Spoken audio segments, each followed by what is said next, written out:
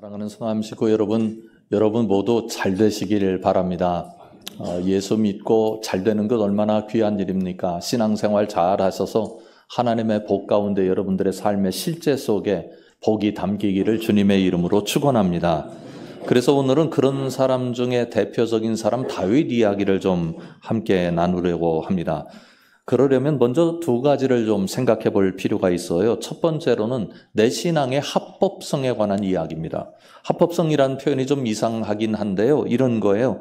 누가 뭐래도 저 사람을 보니 저 사람에게는 신앙이 있구나, 하나님의 사람이구나 인정해 줄 만한 것을 의미합니다. 첫 번째는 하나님이 보시기에 그렇습니다. 하나님께서 우리의 모습을 보시기에 네가 나를 제대로 믿고 있구나 이렇게 생각하실 만큼 우리의 삶이 하나님 앞에 그런 모습으로 나타나고 있는가 하는 이야기이고요. 두 번째로는 다른 사람들 편에서 그렇습니다. 내가 그렇게 주장하는 게 아니고요. 내가 그렇게 이야기하는 게 아니라 다른 사람이 나를 보기에 저분이 저런 모습을 가진 것을 보니 하나님을 제대로 믿는 분이구나 라고 인정해 줄 만한 그런 요소들이 내 삶 속에 담겨 있는가, 이것 하나 체크해 보자는 겁니다. 나머지 하나 또 생각해 볼 것은요, 나의 신앙을 생동감 있게 만드는 요소입니다.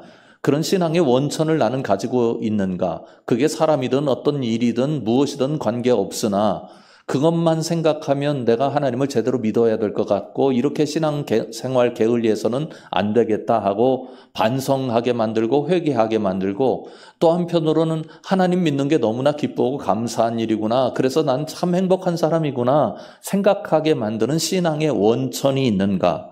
이 두 가지 요소, 합법성의 요소와 신앙의 원천의 요소가 제대로 갖추어지면 우리 신앙에서 실제적인 복을 경험하며 살 수 있습니다. 다윗은 바로 그런 사람이었습니다.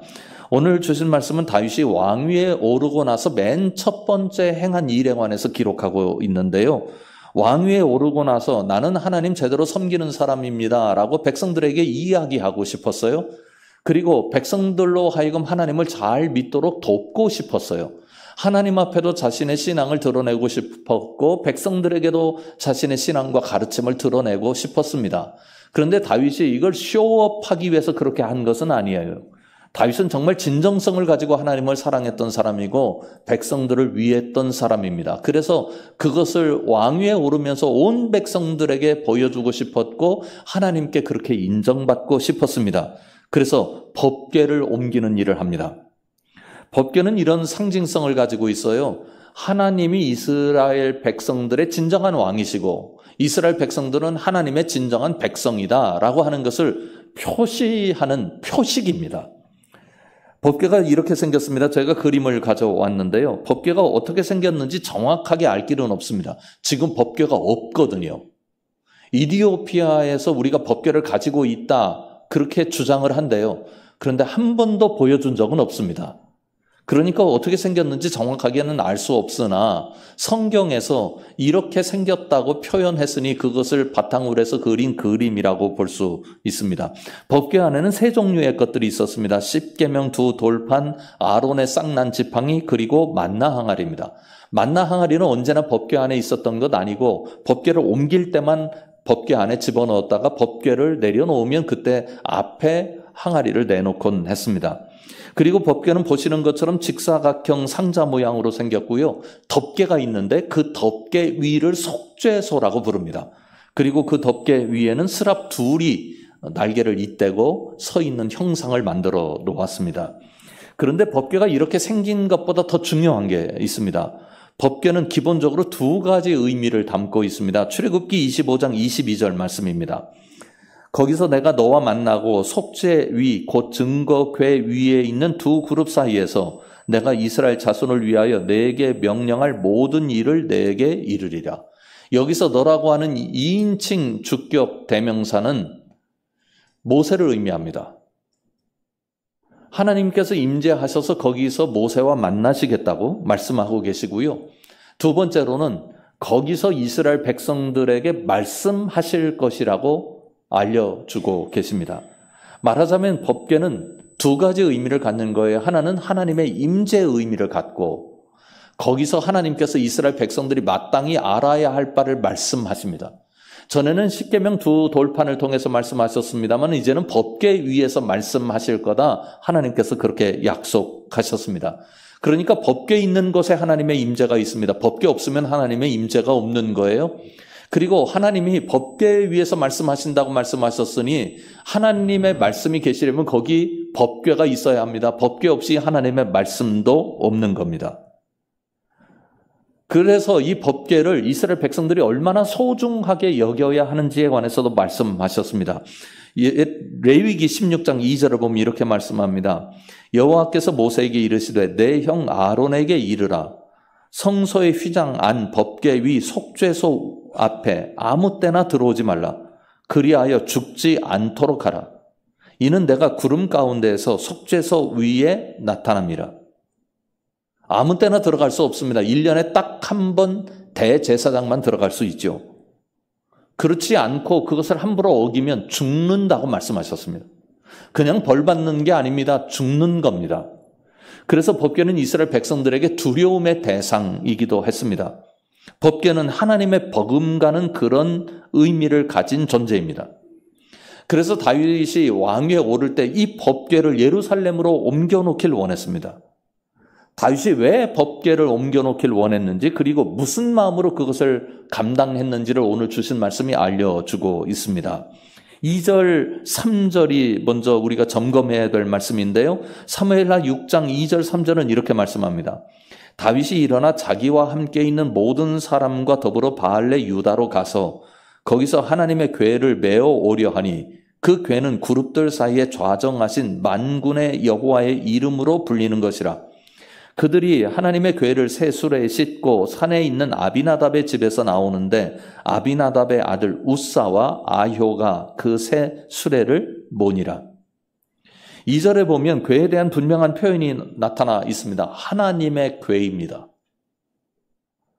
그룹들 사이에서 좌정하시는 여호와의 이름으로 불리는 것, 그것이 법궤입니다. 이스라엘 백성들에게는 두려운 것입니다. 하나님의 궤니까요. 하나님의 이름으로 불리는 것이니까요. 신성하게 여겨질 수밖에 없습니다. 범접하기 어려운 대상입니다. 그래서 다윗이 이것을 옮길 때 새 수레를 준비합니다. 5절을 보면 잣나무로 만든 여러 가지 악기와 수금과 비파와 소고와 양금과 제금으로 연주했다고 말씀하고 있습니다. 그런데 여기에 재밌는 표현이 있어요. 5절을 다시 한번 확인하죠. 다윗과 이스라엘 온 족속은 잣나무로 만든 여러 가지 악기와 수금과 비파와 소고와 양금과 제금으로 그 다음 어떻게 말씀하고 있습니까? 여호와 앞에서 연주하더라. 지금 무엇이 지나가고 있습니까? 법궤가요. 그러면 어디 앞에서 연주한 거예요? 법궤 앞입니다. 그런데 성경은 그렇게 기록하지 않습니다. 법궤 앞에서 그들이 연주하였더라 기록하지 않고 여호와 앞에서 연주하더라 말씀합니다. 의미가 있습니다. 법궤는 하나님을 드러내는 귀한 성물입니다. 그래서 그들은 법궤 앞에서 연주하면서 법궤 앞에서 연주했다고 생각하지 않았습니다. 그들은 하나님 앞에서 연주했다고 생각했습니다. 말하자면 법궤가 지나가는데 이건 법궤 행렬이 아닙니다. 하나님, 이스라엘의 왕의 행렬입니다. 이스라엘 백성들을 그렇게 다 바라보았고요. 다윗도 그렇게 보았습니다. 법궤를 움직이고 있는 것이 아니라 하나님이 여기 오신다는 사실을 깨닫고 하나님이 들어가시는 과정을 이스라엘 백성들이 바라보게 된 것입니다. 그렇게 조심스럽게 최고의 행렬로 법궤를 움직이고 있었는데 그때 법궤에서 문제가 생겼습니다. 6절 이하의 말씀이죠. 오늘 주신 본문입니다. 그들이 나곤의 타작마당에 이르러선 소들이 뛰므로 우사가 손을 들어 하나님의 궤를 붙들었더니 여호와 하나님이 우사가 잘못함으로 말미암아 진노하사 그를 그곳에서 치시니 그가 거기 하나님의 궤 곁에서 죽으니라. 여호와께서 우사를 치심으로 다윗이 분하여 그곳을 베레스 우사라 부르니 그 이름이 오늘까지 이르니라. 궤는 절대로 만지면 안 됩니다. 그런데 우사가 궤를 만졌어요. 만지고 싶어서 만진 건 아닙니다. 갑자기 소들이 뛰는 바람에 어쩔 수 없어서 법궤가 혹 흔들리거나 떨어질까 봐서 법궤를 만지게 되었는데 그만 목숨을 잃은 거예요. 어쩔 수 없는 사건이었습니다. 그렇게 핑계댈 수 있지 않겠어요? 그러나 하나님의 말씀을 들어보면 전혀 그렇지 않습니다. 민수기 4장 18절 이하의 말씀을 보십시오. 너희는 고핫 자손의 지파를 레위인 중에서 끊어지게 하지 말지니 그들이 지성물에 접근할 때 그들의 생명을 보존하고 죽지 않게 하기 위하여 이같이 하라. 아론과 그의 아들들이 들어가서 각 사람에게 그가 할 일과 그가 매일 것을 지휘하게 할지니라. 그들은 잠시라도 들어가서 성소를 보지 말라. 그들이 죽으리라. 만지는 것 어림도 없습니다. 볼 수도 없습니다. 고핫 자손들은 누구냐면 레위 지파의 사람들입니다. 레위 지파는 하나님께서 성전을 위해서 특별히 일할 수 있도록 구분하여 세운 지파입니다. 아무리 레위 지파여도 고핫 자손이어도 절대로 봐서는 안 됩니다. 그냥 하나님께서 으름장 놓으신 게 아닙니다. 내가 경고하건대 법궤를 소중히 너희들이 다루어야 하니 죽을지도 모른다, 그런 말씀이 아니었습니다. 선악과를 따먹으면 정령 결코 죽으리라 말씀하신 것처럼 법궤를 그렇게 다루면 너희들 죽는다, 그렇게 실제로 말씀하셨습니다. 실제로 그런 일이 일어납니다. 사무엘상을 보면 언약궤를 기랏 여아림으로 옮기는 사건이 나타나게 되는데요. 이때 충격적인 사건이 일어났습니다. 사무엘상 6장 19절입니다. 베세메스 사람들이 여호와의 궤를 들여다본 까닭에 그들을 치사 5만 70명을 죽이신지라. 여호와께서 백성을 쳐서 크게 살육하셨으므로 백성이 슬피 울더라. 여기 괄호 친 건 어떤 사본에는 5만이 빠져 있다, 그렇게 얘기를 합니다. 너무 많은 사람이 죽은 것 아닌가, 그렇게 생각을 하는 사람들도 있기 때문인 것 같아요. 그렇다 하더라도 5만을 빼고 70명 죽은 사건은 이게 충격적이지 않은 사건입니까? 얼마나 놀랍겠습니까? 법궤는 이스라엘 백성들에게 두려움의 대상이었어요. 블레셋 사람들도 법궤를 무서워했습니다. 우사도 떨어져도 만지면 안 됩니다. 그런데 사실은 여기에 한 가지 문제가 더 있습니다. 다윗의 문제입니다. 하나님을 모시는 마음으로 최선을 다하는 것 참 좋은 일입니다. 그러나 여기서 안 되는 게 하나, 잊어서는 안 되는 게 하나 있어요. 최선을 다하고 최고의 방법을 동원하는 게 좋은데 전제가 하나 있습니다. 그건 하나님 방법이어야 합니다. 아무리 최고의 것으로 최선을 다해도 하나님의 방법이 아니면 전혀 의미가 없습니다. 오히려 잘못될 수 있습니다. 다윗이 하나님의 법궤를 옮기는데 최선을 다한 것, 최고의 수준을 동원한 것 맞습니다. 성경을 자세히 읽어보면 법궤를 옮기는데 백성들을 3만 명을 동원했어요. 새 수레를 만들었습니다. 어떻게 하나님을 감히 헌수레에다가 태워드립니까? 제가 한번 깜짝 놀란 적이 있었는데요. 오래전에 우리나라에 교황이 왔을 때요. 그때 교황이 탈 차를 특별히 만들었습니다. 특별 제작해서 교황이 그거 타고 이제 행차를 했죠. 그런데 나중에는 보니까요, 그게 유리상자에 들어가 있더라고요. 아무도 안 탄 거예요. 교황이 와도 그렇게 모셔야 한다는 것이 천주교의 신앙 고백인 것 같은데 하나님이 어떻게 헌수레를 탑니까? 새 수레를 만들었습니다. 최고의 악기를 동원해서 하나님 앞에서 연주합니다. 아마도 지금까지 다윗이 만들어낸 행렬 중에 최고의 행렬이었을 것입니다. 그런데 여러분, 그건 하나님의 방법이 아니었습니다. 성경을 보십시오. 민수기 4장 15절은 법궤를 어떻게 옮겨야 하는지에 관해서 말씀합니다. 진영을 떠날 때 아론과 그의 아들들이 성소와 성소의 모든 기구 덮는 일을 마치거든 고핫 자손들이 와서 맬 것이니라. 그러나 성물은 만지지 말라. 그들이 죽으리라. 회막 물건 중에서 이것들은 고핫 자손이 맬 것이며. 두 가지 원칙이 있어요. 법궤를 옮기려면 누가 옮겨야 돼요? 고핫 자손들이 옮겨야 됩니다. 법궤를 옮기는 방법은요, 매서 옮겨야 됩니다. 수레에 실으면 안 됩니다. 다윗이 최선을 다한 것 옳습니다. 그런데 하나님의 방법을 생각하지 않았습니다. 신앙에 있어서 매우 중요한 부분이 바로 여기입니다.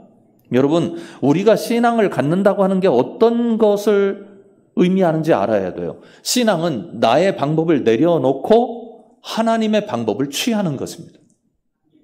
내가 이게 옳다고 생각했어요. 그런데 하나님을 믿으면서 내 옳은 방법을 취하는 게 아니라 하나님 옳게 여기시는 방법을 취하는 겁니다.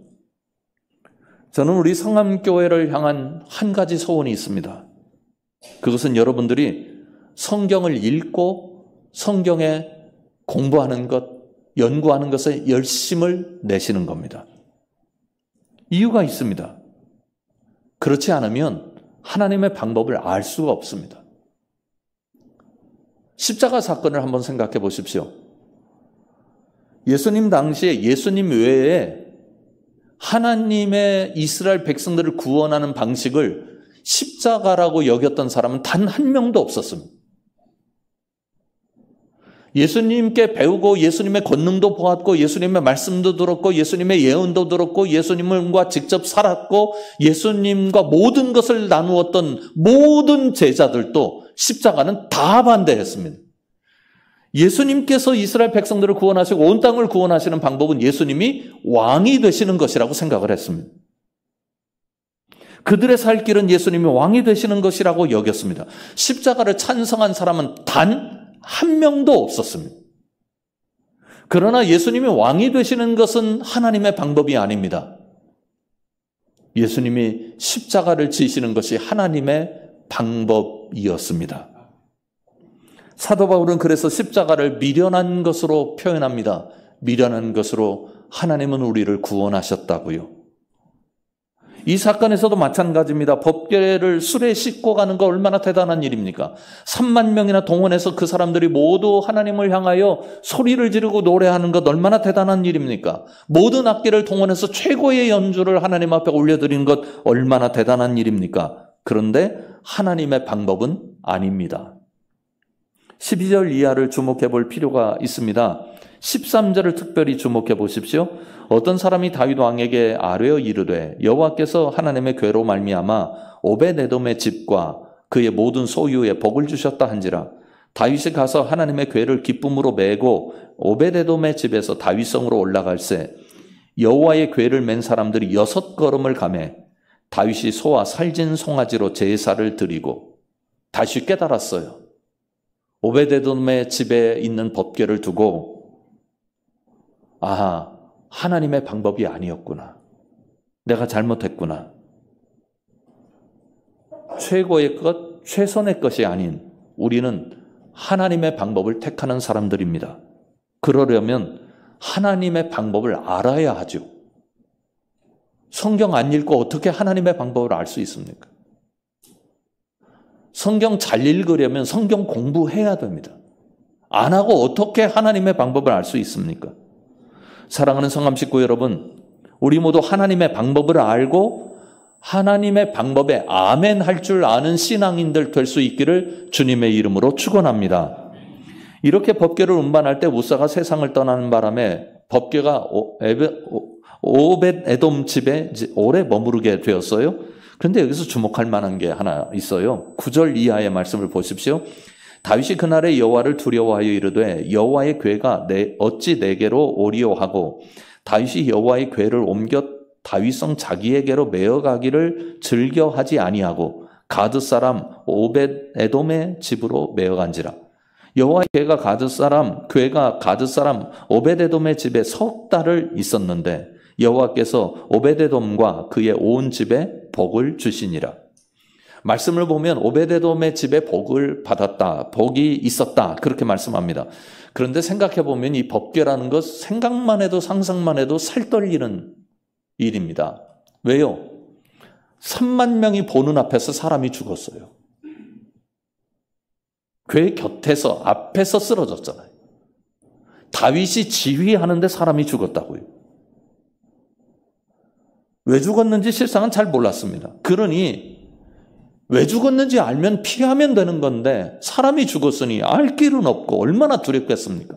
아무도 법궤를 쳐다보지도 만지지도 옆에 가지도 않으려 했을 것입니다. 그런데 그게 어디로 들어가요? 오벳에돔 집에요. 그 집이 얼마나 긴장했겠어요. 근데 석 달을 버텨요. 하나님이 복 주실 만하잖아요. 다윗이 이 사건을 보고 마음이 이제 풀렸어요. 12절 이하를 보십시오. 어떤 사람이 다윗 왕에게 아뢰어 이르되 여호와께서 하나님의 괴로 말미암아 오베데돔의 집과 그의 모든 소유에 복을 주셨다 한지라.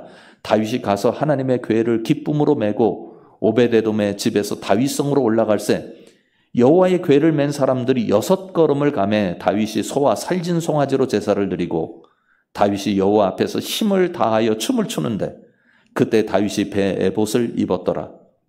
다윗과 온 이스라엘 족속이 즐거이 환호하며 나팔을 불고 여호와의 궤를 메어 오니라. 그동안은 법궤가 두려움의 대상이었잖아요. 근데 이제는 기쁨과 즐거움의 대상이 되었습니다.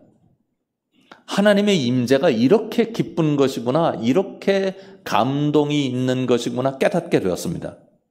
단 하나 전제가 있습니다. 하나님의 방법이 이루어질 때 그랬습니다. 하나님의 법이 성취될 때 그렇습니다. 여러분, 우리가 신앙생활하면서 적어도 우리 삶 속에 하나님의 법이 나를 통해서 성취되는 기쁨 누려야 하지 않겠어요? 하나님의 법이 나에게 나타났고 내가 그 하나님의 법에 순종함으로 말미암아 나의 조그만 삶이지만 이 삶을 통해서도 하나님의 법이 성취되었습니다. 간증할 수 있다면 얼마나 감사한 일입니까? 여러분에게 하나님의 법이 성취되고 하나님의 법을 깨달았을 때 나타나는 그 복, 바로 그 복을 여러분들이 다 누릴 수 있기를 주님의 이름으로 축원합니다. 다윗과 그의 백성은 그것을 깨닫고 즐거워해서 하나님을 모십니다. 얼마나 기뻤는지 에봇을 입은 채로 춤을 췄어요. 아내 미갈이 왕이 채신머리 없이 그게 뭐냐고 흉볼 정도였습니다. 그렇다 하더라도 다윗은 기뻤습니다. 그리고 나서 다 안치하고 난 다음에 다윗이 기쁜 나머지 번제와 화목제를 드립니다. 일종의 봉헌 예식이라고 볼 수 있어요. 그런데 이게 감동입니다. 번제는 백성들이 하나님 앞에 자신들의 죄를 용서해달라고 탄원하며 하나님을 기뻐하고 우리 모두는 하나님의 것입니다 라고 표시하는 그런 제사입니다. 그러니까 하나님과 백성들만의 제사예요. 그러나 백성들의 몫은 없습니다. 하나님이 주체가 되시는 제사입니다. 근데 화목제는 좀 달라요. 화목제는 하나님과 이스라엘 백성들과의 즐거운 관계뿐만 아니라 백성과 백성들 간의 즐거운 관계를 기뻐하는 제사입니다. 이게 인상적입니다. 하나님 앞에 영광 올려드리고 우리는 하나님의 백성입니다. 하나님 앞에 순종하며 살겠습니다 라고 다짐할 뿐만 아니라 법궤가 안으로 들어오면서 다윗은 모든 이스라엘 백성들 가운데 하나님이 거기 계셔서 온 백성이 하나님과 기쁜 관계를 누리고 백성들과 백성들 사이에서 기쁨이 오고 가는 그런 하나님의 나라를 세우고자 하는 의도가 있었다는 것을 보여줍니다. 하나님과 기뻐하고 백성들과 함께 기뻐하는 예식이었습니다. 그런데 더 감동적인 사건이 일어납니다. 18절 이하의 말씀인데요. 저는 이 말씀을 볼 때마다 가슴에 뭉클함이 있습니다. 우리 다 같이 18절과 19절 같이 읽어보겠습니다. 시작. 다윗이 번제와 화목제 드리기를 마치고 만군의 여호와의 이름으로 백성에게 축복하고 모든 백성 곧 온 이스라엘 무리에게 남녀를 막론하고 떡 한 개와 고기 한 조각과 건포도 떡 한 덩이씩 나누어 주며 모든 백성이 각기 집으로 돌아가니라. 아멘. 백성들이 다 모였는데 제사를 마치고 왕이 법궤를 안치한 후에 백성들에게 축복합니다. 얼마나 아름다운 모습입니까? 그런데 그 다음이 더 아름답습니다. 백성들에게 떡 한 개와 고기 한 조각과 건포도 떡 한 덩이씩 나눠줘요. 별게 아닌 것 같잖아요. 그런데 온 백성에게 나눠줬대요. 그리고 성경은 분명히 기록하기를 남녀를 막론하고 그 당시에 주면 남자한테만 줍니다. 이거 가져가서 나눠 먹으라는 거예요. 차별이 있는 거예요. 다윗은 차별을 헐어냅니다. 그리고 남자에게도 여자에게도. 말하자면 하나님께서 주시는 즐거움의 실제를 보여주고 있는 거예요. 남자만 즐거워해요?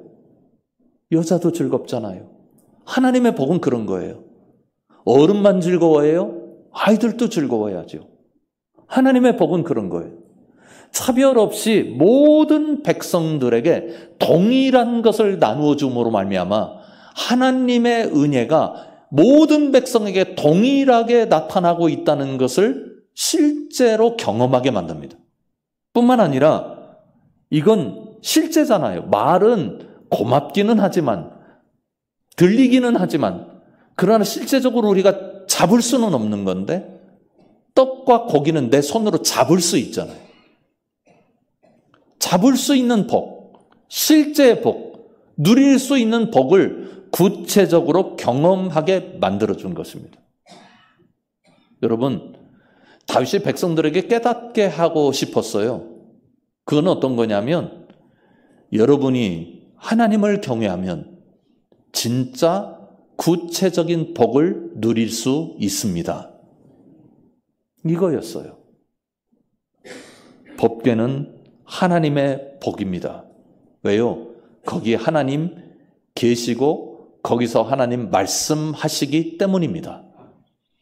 그래서 하나님의 임재를 즐거워하고 하나님의 말씀을 즐거워하는 사람들에게 어떤 복이 나타나는가를 법궤 사건을 통해서 우리에게 보여줍니다. 사랑하시는 성함 식구 여러분, 하나님의 임재를 즐거워하시기 바랍니다. 그리고 하나님의 말씀을 소중하게 아멘으로 받으실 줄 알아서 여러분 삶 속에 실제로 만질 수 있는 복이 나타날 수 있기를 주님의 이름으로 축원합니다. 기도하겠습니다. 하나님, 어려운 시대를 살아가고 있습니다. 그래서 더욱 하나님을 의지합니다. 하나님의 법을 따릅니다. 하나님을 즐거워합니다. 하나님을 기뻐합니다. 우리 가운데 임재하여 주시옵고 우리 가운데 복을 허락하여 주시옵소서. 예수님 이름으로 간절히 기도드립니다. 아멘. 사랑하는 성함 식구 여러분, 288장 찬양의 후렴 가사에 이런 부분이 있습니다. 이것이 나의 간증이요 이것이 나의 찬송일세. 이 가사가 여러분의 평생의 노래가 될 수 있기를 주님의 이름으로 축원합니다. 지금은 우리 주 예수 그리스도의 은혜와 하나님 아버지의 놀라우신 사랑하심과 성령 하나님의 함께 하심이 법궤를 바라보는 다윗의 마음을 우리가 읽어내고 그 마음으로 우리도 살아서 하나님께서 주시는 복 가운데 거하기를 소망하는 모든 식구들 위해 지금부터 영원까지 함께 계시기를 간절히 축원하옵나이다. 아멘.